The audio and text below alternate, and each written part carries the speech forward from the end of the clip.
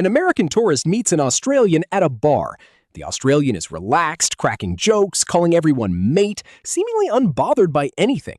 The American walks away thinking, wow, that guy has zero stress in his life.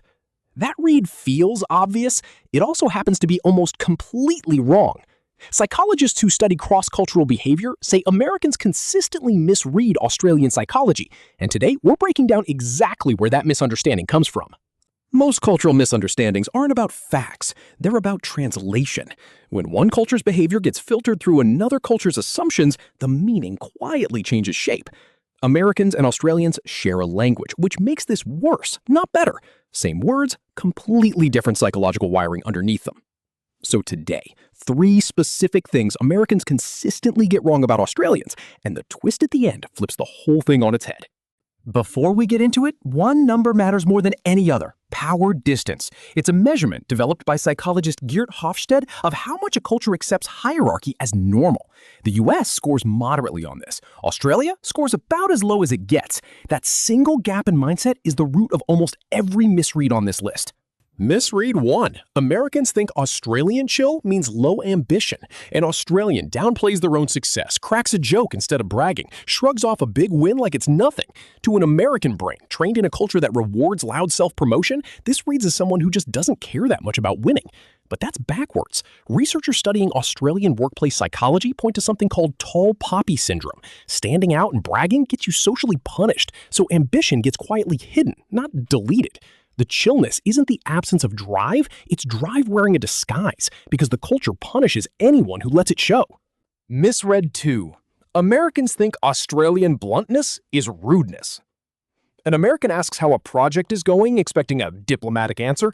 The Australian says, honestly, it's not working, mate. In American communication norms, that lands as harsh, maybe even hostile. But it's not hostility, it's that low power distance number in action. When a culture doesn't build in the same layers of hierarchy and face-saving politeness, directness isn't an insult, it's just efficient honesty between equals. Americans, raised in a culture more sensitive to status and tone management, misread flatness as an attack. It was never meant as one. Misread 3. Americans think Australian humor means the person isn't taking things seriously. Something goes wrong, instead of a heart-to-heart, the Australian makes a joke about it.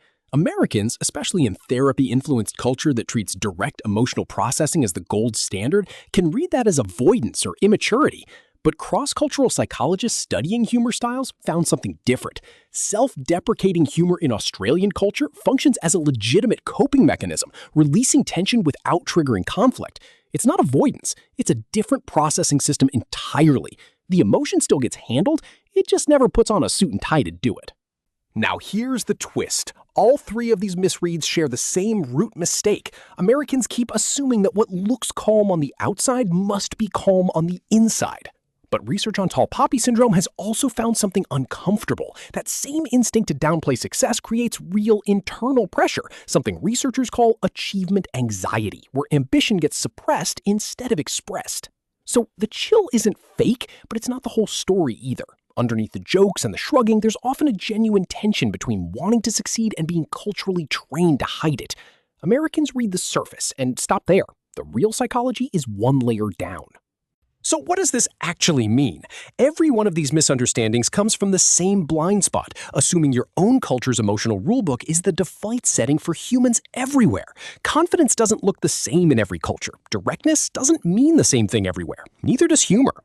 Australians aren't hiding less, they're just running a completely different operating system, one built on equality, understatement, and humor as a release valve instead of confrontation. Here's the practical part. If you're American and you've ever felt confused by an Australian's reaction, or if you're Australian and you've been misread by an American assuming you don't care, this is worth remembering. Calm on the outside was never proof of calm on the inside, in any culture. That's just usually easier to see when you're looking at your own. If you've experienced this mismatch firsthand, American or Australian, tell me about it in the comments. And if you want the reverse video, what Australians get wrong about Americans, let me know. I'm already halfway convinced it needs to exist. Subscribe if you want to see where this series goes next. See you in the next one.